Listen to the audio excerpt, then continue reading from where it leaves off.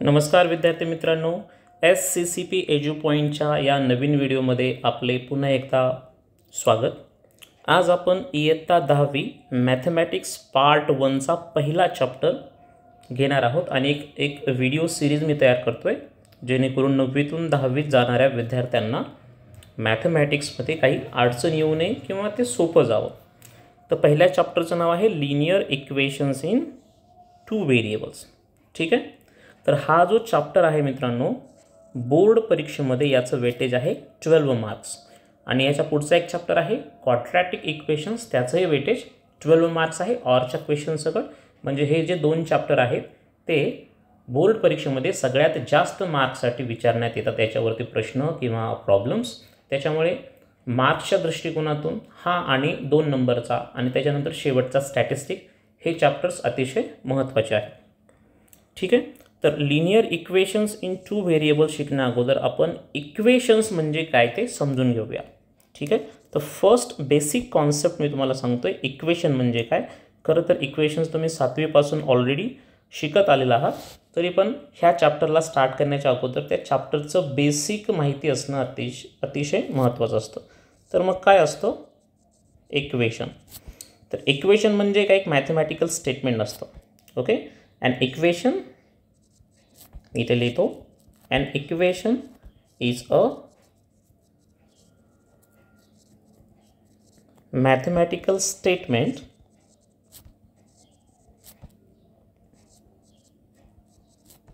which contains at least one variable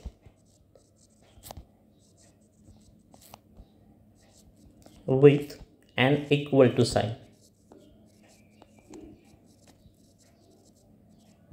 Alright, त्याला आपण म्हणत असतो equation. Okay, an equation is a mathematical statement which contains at least one variable and an equal to sign.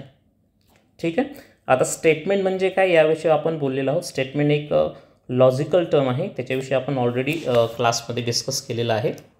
जर कुणाला doubt असेल तर मला कमेंट बॉक्समध्ये कळवा, मी त्यांना सांगेल स्टेटमेंट काय असतं। तर हे झालं इक्वेशन। आता इक्वेशनचे खूप सारे प्रकार आहेत। इक्वेशन इन 1 व्हेरिएबल आहे, इक्वेशन इन 2 व्हेरिएबल्स आहे, इक्वेशन लिनियर इक्वेशन आहे किंवा लिनियर इक्वेशन इन 2 व्हेरिएबल्स आहे किंवा क्वाड्रॅटिक इक्वेशन्स आहेत आणि क्यूबिक इक्वेशनसुद्धा असतात, पण ते 10वीपर्यंत नाही आहेत। 10वीपर्यंत आपलं फक्त क्वाड्रॅटिक इक्वेशन्स आहेत। मग लिनियर इक्वेशन्स इन 2 व्हेरिएबल म्हणजे काय ते आपण थोडक्यात पाहूया। Okay, an equation which contains 2 variables. First condition काय सांगते की इक्वेशनमध्ये व्हेरिएबल्स किती असावे, 2 असावे, 2 व्हेरिएबल्स। अँड आणि दुसरी कंडिशन काय आहे, power of variables in each term, power of variables in each term is 1। लिहायचं राहिलं इज 1 किंवा नंबरमध्ये तुम्ही 1 लिहू शकता। Is a linear equation in 2 variables. तर अशा प्रकारे आपण लिनियर इक्वेशन्स इन 2 व्हेरिएबल्सची डेफिनेशन करू शकतो। आणि मित्रांनो, या डेफिनेशनवर एका मार्काचा क्वेश्चन असू शकतो, तो MCQ मध्ये असू शकतो किंवा क्वेश्चन नंबर 1B मध्ये एका मार्काचा क्वेश्चन असतो, त्याच्यामध्ये याच्या डेफिनेशनवर बेस्ड क्वेश्चन येऊ शकतो की which of the following equation is a linear equation in 2 variables किंवा which of the following is not a linear equation in 2 variables असं MCQ मध्ये येऊ शकतं किंवा identify whether the given equation is a linear equation in 2 variables, अशा प्रकारचे एका मार्काचे question येऊ शकतात। तर त्यासाठी मग आपण काय करूया की कोणतं इक्वेशन हे लिनियर इक्वेशन इन 2 व्हेरिएबल्स आहे आणि कोणतं नाही आहे हे थोडंसं समजून घेऊया।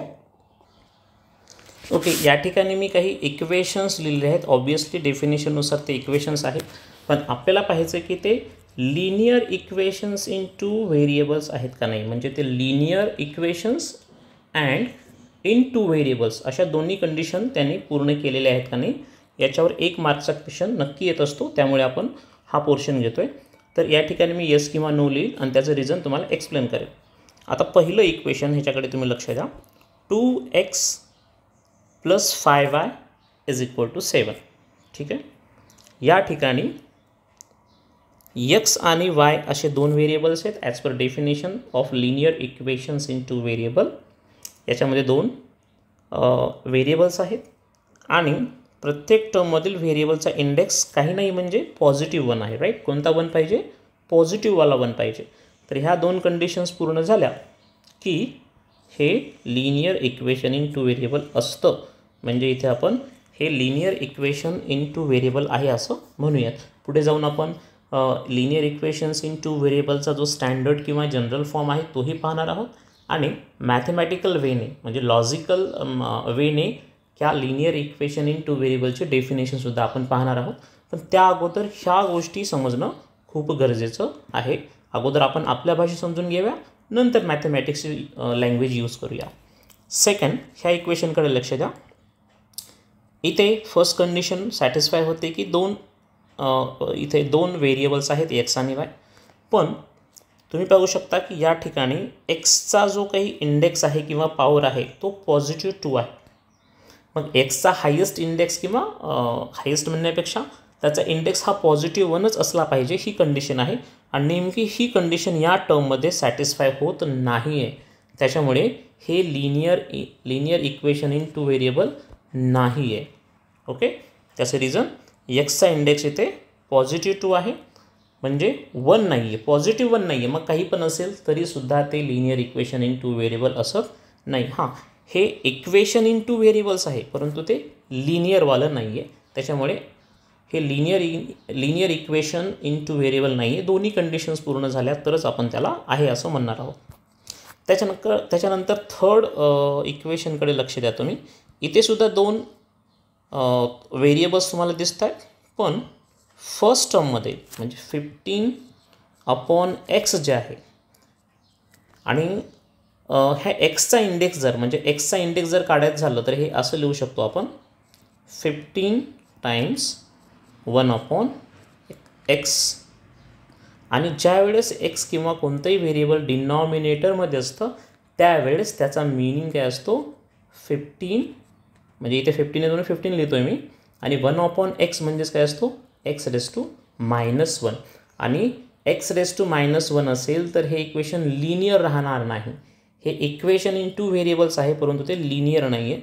म्हणजे जेव्हा डिनॉमिनेटरमध्ये व्हेरिएबल येईल आणि त्याचा इंडेक्स हा पॉझिटिव्ह 1 असेल त्यावेळेस त्याचा ॲक्च्युअल इंडेक्स म्हणजे एक्सचा इंडेक्स हा निगेटिव्ह 1 असतो.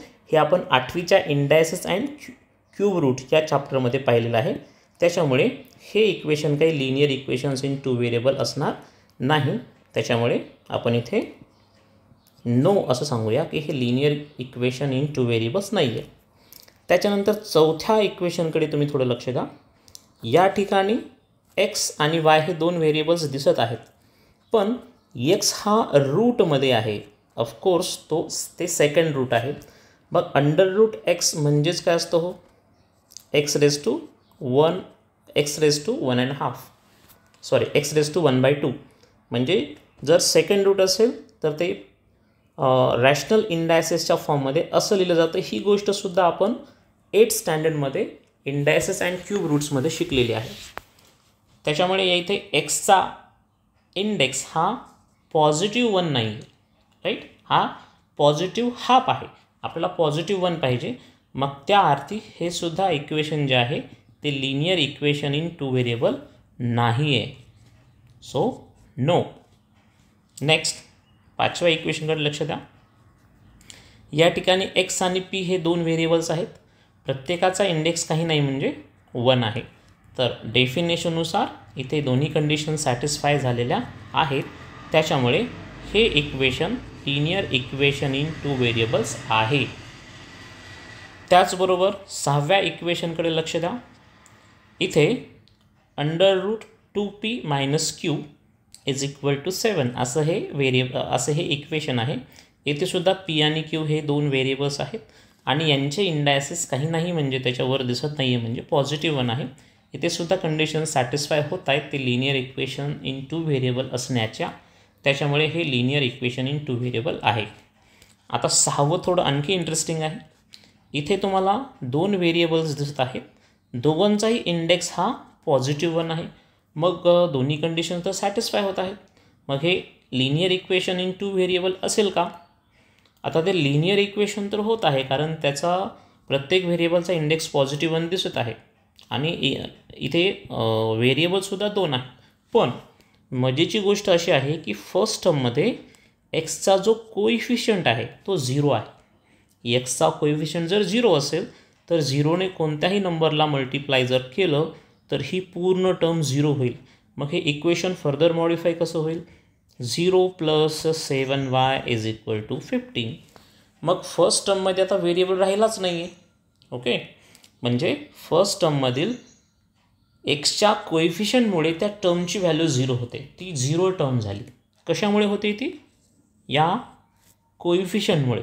ओके, म्हणजे एची व्हॅल्यू पुढं आपण ते पाहणार आहोत. त्याच्यामुळे पूर्ण टर्मची व्हॅल्यू जर 0 झाली तर तिथे 2 व्हेरिएबल्स राहणारच नाही आहेत.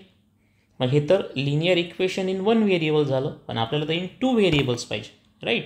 त्याच्यामुळे बाय डेफिनेशन हे लिनियर इक्वेशन इन 2 व्हेरिएबल होणार नाही. ओके, तर अधिक माहितीसाठी आता पुढचे डेफिनेशन वगैरे पाहूया. मॅथमॅटिकल डेफिनेशन्स कशा असतात बघा. बेसिकली 3 कंडिशन्स कोणत्या पूर्ण करायच्यात एखाद्या इक्वेशनला ते लिनियर इक्वेशन इन 2 व्हेरिएबल होण्यासाठी? फर्स्ट कंडिशन काय आहे? नंबर ऑफ व्हेरिएबल्स काय असायला पाहिजेत? नंबर ऑफ व्हेरिएबल्स हे must be 2. Number of variables 2 असले पाहिजे. मग ते XY असतील, PQ असतील, MN असतील किंवा XP असेल किंवा YZ असेल, वॉटेवर कोणतेही व्हेरिएबल्स असावेत, परंतु नंबर ऑफ व्हेरिएबल्स किती असायला पाहिजेत? 2 असायला पाहिजे. फर्स्ट कंडिशन ही सॅटिस्फाय झाली तर सेकंड कंडिशन आपण चेक करणार आहोत. ओके, तर सेकंड कंडिशन आहे पॉवर म्हणजेच index of each variable. Power of each variable must be +1. प्रत्येक व्हेरिएबलचा इंडेक्स किंवा पॉवर हा +1च असायला पाहिजे. ओके, तो -1 किंवा -5 किंवा 1/2 किंवा 3/7 असा नसायला पाहिजे. तो काय असायला पाहिजे? +1च असायला पाहिजे. इवन लिनियर पॉलिनॉमियलची डेफिनेशन आपण पाहिलेली आहे स्टँडर्ड 8 आणि स्टँडर्ड 9मध्ये. ती टर्म इथे तुम्ही यूज करू शकता. आणि आणखी एक महत्त्वाची एक कंडिशन आहे की जी एखाद्या इक्वेशनला लिनियर इक्वेशन इन 2 व्हेरिएबल्स बनवते. ती म्हणजे काय आहे? कोएफिशियंट्स ऑफ व्हेरिएबल्स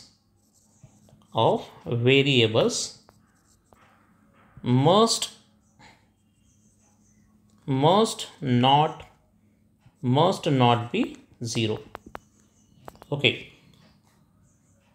इक्वेशनमधील व्हेरिएबल्सचे कोइफिशियंट जे आहेत, सहगुणक जे आहेत, ते काय नसायला पाहिजेत? 0 नसायला पाहिजेत. ओके, बघा इथे नसायला पाहिजेत ही कंडिशन आहे आणि सेकंडमध्ये असायला पाहिजेत ही कंडिशन आहे. पॉवर प्रत्येक व्हेरिएबलचा +1 असायलाच पाहिजे आणि कोणत्याही व्हेरिएबलचा कोइफिशियंट हा 0 नसायला पाहिजे. मग शेवटच्या इक्वेशनमध्ये या ठिकाणी, ठीक आहे नाही, या ठिकाणी एक्सचा कोइफिशियंट 0 आहे, त्याच्यामुळे तो पूर्ण टर्मला 0 करून टाकेल आणि ती टर्म जर 0 झाली तर त्या इक्वेशनमध्ये नंबर ऑफ व्हेरिएबल्स एकच असेल, 2 नसतील. त्याच्यामुळे हे लिनियर इक्वेशन इन 2 व्हेरिएबल्स नसणार आहे. तर ही तिसरी जी कंडिशन आहे ती तुम्ही काळजीपूर्वक समजून घेणे गरजेचं आहे.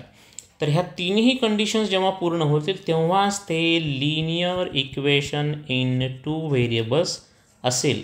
एक जरी कंडिशन सॅटिस्फाय नाही झाली तर हे equation linear equation in 2 variables असणार नाही. आता येऊया आपण परत स्टँडर्ड फॉर्मकडे. म्हणजे ही डेफिनेशनच आहे, याला मॅथमॅटिकल डेफिनेशन म्हणूया. पुढे पण पाहूया आपण standard form of linear equation in 2 variable. Standard किंवा त्यालाच आपण जनरल फॉर्म असं देखील म्हणतो. जनरल फॉर्म ऑफ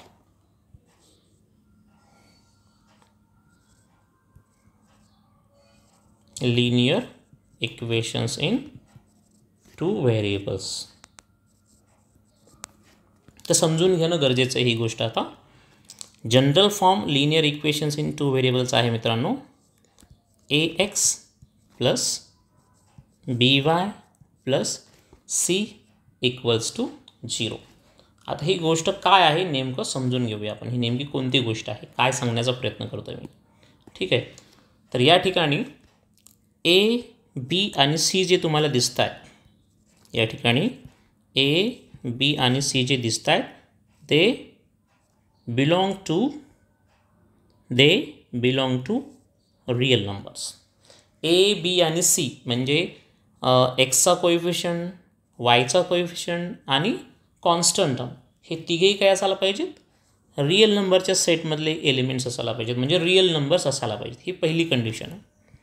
दुसरी महत्त्वाची कंडिशन काय आहे की एची व्हॅल्यू 0 नसावी. जसं की मगाशी या इक्वेशनमध्ये एची व्हॅल्यू म्हणजेच एक्सचा कोएफिशियंट एची व्हॅल्यू असते किंवा ए असतो, तो 0 नसावा. त्याचबरोबर बीची व्हॅल्यू देखील काय नसावी, 0 नसावी. म्हणजे वायचा कोएफिशियंट म्हणजे बी आहे तर बीची व्हॅल्यूसुद्धा 0 नसावी. 0 सोडून काही पण चालेल. मराठीमध्ये याला म्हणतो आपण शून्यत्तर संख्या असायला पाहिजे. ए आणि बीची व्हॅल्यू ही 0च्या व्यतिरिक्त कोणतीही चालेल, 0 नसायला पाहिजे. ठीक आहे. आणि सगळ्यात महत्त्वाची गोष्ट, एक्स आणि वायचे इंडायसेस जे आहेत ते पॉझिटिव्ह असायला पाहिजेत. असा आहे जनरल किंवा standard form of linear equations in two variables. तर पहिल्या प्रॅक्टिस सेटच्या अगोदर ज्या महत्त्वाच्या गोष्टी आहेत त्या आपण या व्हिडिओमध्ये कवर केलेल्या आहेत. ओके. मी पुन्हा एकदा परत रिवाईज करतो. याच्यामध्ये आपण काय काय शिकलो. आपण शिकलो हा पहिला चॅप्टर आहे आणि इक्वेशन म्हणजे काय, इक्वेशनची डेफिनेशन आपण शिकलो. An equation is a mathematical statement which contains at least one variable with an equal to sign. अशा प्रकारे इक्वेशन झालं. तरी एक्झाममध्ये काय आपल्याला इक्वेशन म्हणजे काय विचारणार नाही आहेत. मग इक्वेशनचाच एक प्रकार आहे linear equation in two variables. हे किंवा याच्यावर आधारित प्रश्न मात्र एक्झाममध्ये विचारले जाऊ शकतात. मग याची डेफिनेशन आपण काय पाहिली, an equation which contains two variables. Number of variables किती पाहिजे आपल्याकडे, 2 पाहिजेत. ओके. त्याचबरोबर अँड पॉवर किंवा index of variables in each term must be 1. काय असायला पाहिजे, तो 1 असायला पाहिजे, पॉझिटिव्हवाला. Is known as a linear equation in two variables. त्याच्यानंतर आपण पाहिलं की इक्वेशन्सचे काही एक्झाम्पल्स घेतले आणि मग ते linear equations in two variables आहेत का नाही आपण हे चेक केलं. मी ते तुम्हाला एक्सप्लेनही केलं की आहे तर कशामुळे आहे आणि नसेल तर कशामुळे नाही आहे. ठीक आहे. हे शेवटचं नाही आहे. म्हणजे इथे आपण इक्वेशन जे 6 इक्वेशन्स घेतलेले आहेत त्यापैकी 6 इक्वेशन्स 7 इक्वेशन्स घेतलेले आहेत. त्यापैकी पहिलं हे linear equation in two variable आहे. त्याचबरोबर 5वं पण आहे, 6वं पण आहे, 7वं नाही आहे. 7वं, 2रं, 3रं आणि 4थं हे linear equation in two variables as per its definition according to the definition of linear equations in two variable नाही येते. त्याचबरोबर आपण mathematical definition of linear equations in two variable पाहिली थोडी शास्त्रशुद्ध भाषेमध्ये, मॅथमॅटिक्सच्या लँग्वेजमध्ये, की 3 कंडिशन्स जर पूर्ण करत असेल एखादं इक्वेशन तर ते linear equation in two variable असतं, अदरवाईज नसतं. तर पहिली कंडिशन आहे number of variables must be 2. 2 variables असायलाच पाहिजेत. दुसरी कंडिशन आहे power of each variable must be +1. प्रत्येक व्हेरिएबलचा इंडेक्स हा +1 असायला पाहिजे. आणि तिसरी coefficient of variables must not be 0. व्हेरिएबलचे कोइफिशियंट हे 0 नसायला पाहिजेत. आणि त्याच्यानंतर पाहिलं आपण standard or general form of linear equations in two variables. ठीक आहे. स्टँडर्ड फॉर्म काय आहे मग, हे MCQला विचारू शकतात की standard form which of the following is a standard or general form of linear equations in two variables. AX + BY + C = 0 हे लिनियर इक्वेशन इन टू व्हेरिएबल्सचा स्टँडर्ड किंवा जनरल फॉर्म आहे, ज्याच्यामध्ये A, B आणि C हे real numbers आहेत. कोणतेही real numbers, हे नंबर सिस्टीममध्ये आपण पाहिलेलं आहे. Real number standard 9th second चॅप्टरमध्ये आपण ही गोष्ट पाहिलेली आहे. आणि रॅशनल अँड इरॅशनल नंबरमध्ये आपण 8th स्टँडर्डमध्ये ही गोष्ट पाहिलेली आहे की रियल नंबर काय असतात. पण 0सुद्धा रियल नंबर असतो, राईट. मग दुसरी कंडिशन काय आहे की बाबा ए आणि बीची व्हॅल्यू 0 नसावी, एची पण नसावी, बीची पण नसावी. म्हणजे एक वेळेस एची 0 आहे, एक वेळेस बीची आहे असं नाही चालणार. फक्त एची पण नसावी, फक्त बीची व्हॅल्यू 0 नसावी किंवा एकाच वेळेस दोघांची व्हॅल्यू 0 नसावी.